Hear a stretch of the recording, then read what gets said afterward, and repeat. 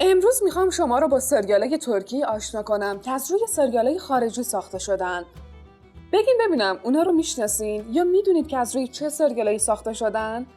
من که مطمئنم از شنیدن اسم بعضیشون کلی تعجب میکنید. پس همین حالا عضو کانال لنز بشین و این ویدیو رو به هیچ وجه از دست ندین. شماره 1. سریال دوستم داره دوستم نداره. این سریال از روی یه سریال کره‌ای به نام اوزیبا بود ساخته شده.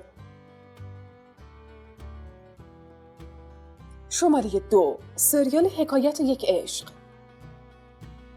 این سریال برگرفته شده از یه سریال کره‌ای به اسم متاسفم دوست دارمه.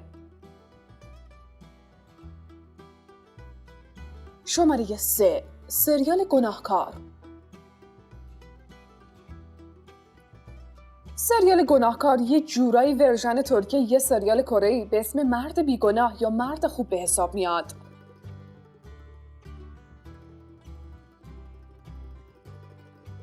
شماره 4. سریال عشق اجاره‌ای. داستان این سریال میشه گفت تقریباً برگرفته از سریال کره‌ای عشق میتونه جای پول رو بگیره هست.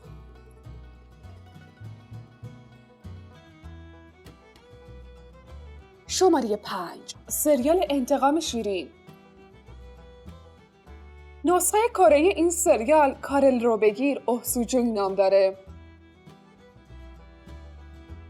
شماره 6. سریال مارال.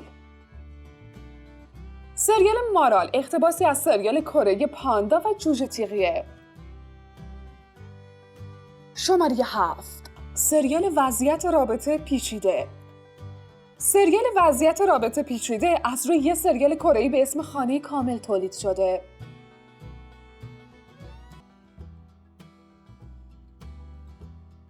شماره 8. سریال شماره 309 یا دختر گلفروش.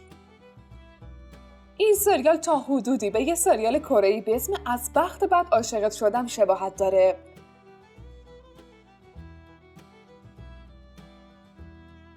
شماره 9. سریال ترانه زندگی.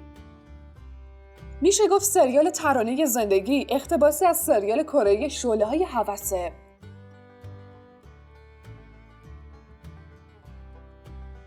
شماره 10. سریال اسمش را فریها گذاشتم، راه امیر. فصل دوم این سریال به نام راه امیر از روی فیلم کره‌ای مردی از هیچ کجا ساخته شده.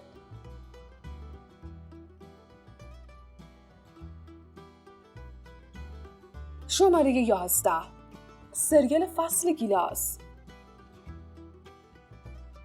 سریال فصل گیلاس داستانی شبیه به سریال کره‌ای شخصیت یک مرد محترم داره.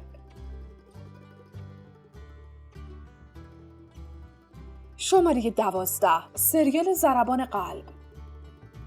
سریال ضربان قلب از روی یه سریال کره‌ای به اسم دکترها ساخته شده.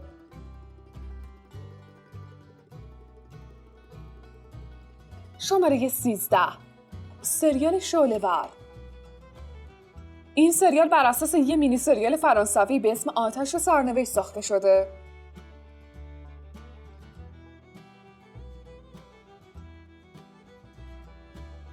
شماره 14. سریال حکیم علوم.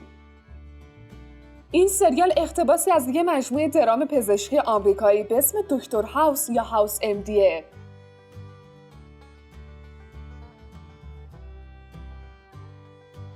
شماره 15. سریال از هم پاشیده. این سریال بر اساس یه سریال کره‌ای به نام پاییز در قلب من یا افسانه پاییزی ساخته شده.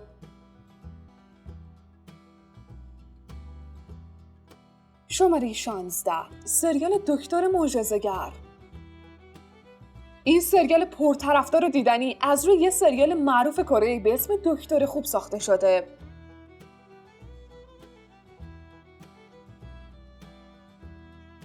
شماره 17. سریال قشر مرفع. داستان این سریال از روی سریال کره‌ای به همین نام یعنی قشر مرفع نوشته شده. شماره 18. سریال معلم. این سریال تقلیدی از سریال ژاپنی کلاس درس آقای هیراگیه.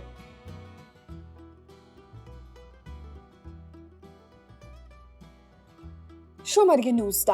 سریال بوی توت فرنگی. این سریال معروف برگرفته از سریال کره وارثانه. شماره 20. سریال در انتظار آفتاب. سریال محبوب در انتظار آفتاب از روی سریال کره پسران برتر از گل ساخته شده. شماره 21. سریال جزرومد.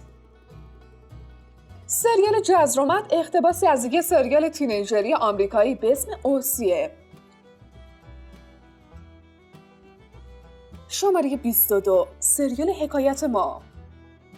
سریال حکایت ما با اقتباسی از یک سریال کمدی بریتانیایی به اسم بیشرم ساخته شده. شماره 23. سریال شرافت. سریال شرافت از روی یک مینی سریال ایتالیایی به اسم حریم شکسته ساخته شده. شماره 24. سریال انتقام. این سریال ورژن ترکی سریال آمریکایی انتقامه. شماره 25. سریال بی صداقت. سریال بی صداقت برگرفته شده از سریال انگلیسی دکتر فاستره. هنوز یه عالمه سریال باحال و معروف مونده که از شنیدن اسمشون حتما شوکه میشین. پس همین حالا عضو کانال لنز بشین و تا انتهای این ویدیو همراه ما باشین. شماره 26. سریال باد صنوبر.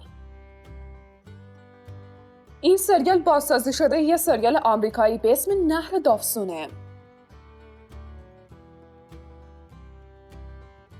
شماره 27. سریال اسرار کوچک. این سریال بر اساس یه سریال تلویزیونی آمریکایی به اسم دختر سخنچین ساخته شده. شماره 28. سریال یک زن یک مرد. این سریال از روی یه سریال طنز قدیمی فرانسوی به اسم یه پسر یه دختر ساخته شده. شماره 29. سریال مادر. این سریال بر اساس یه سریال ژاپنی به اسم مادر ساخته شده.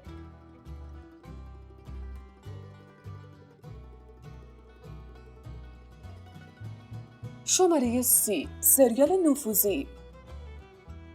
این سریال دیدنی از روی سریال معروف آمریکایی رفتگان ساخته شده. شماره 31. سریال جنایت‌های پیش پا افتاده. داستان این سریال از روی یه سریال آمریکایی به اسم دروغ‌های کوچک بزرگ نوشته شده. شماره 32. سریال حکایت یک خانواده. این سریال برگرفته از یه سریال کمدی آمریکایی به نام این ما هستیمه.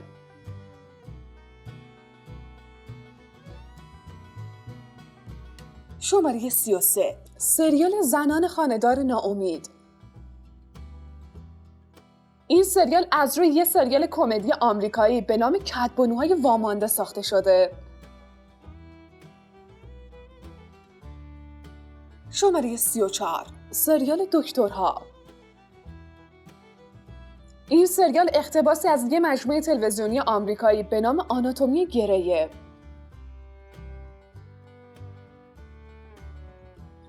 شماره 36. سریال گالیپ درویش. داستان این سریال از روی یه سریال کمدی کاراگاهی آمریکایی به اسم مانک ساخته شده. سریال حیات خلوت.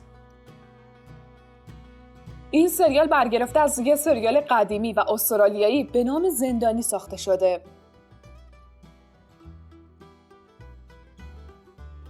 خب بگیم ببینم نظرتون راجع به این ویدیو چیه؟ شما دیگه چه سریالایی رو میشناسین که توی این لیست نبودن؟ اسم اونا رو برای ما بنویسید و این ویدیو رو هم لایک کنید. ممنون که تا آخر این ویدیو با ما همراه بودین و در آخر یادآوری کنم که عضویت توی کانال لنز رو فراموش نکنید.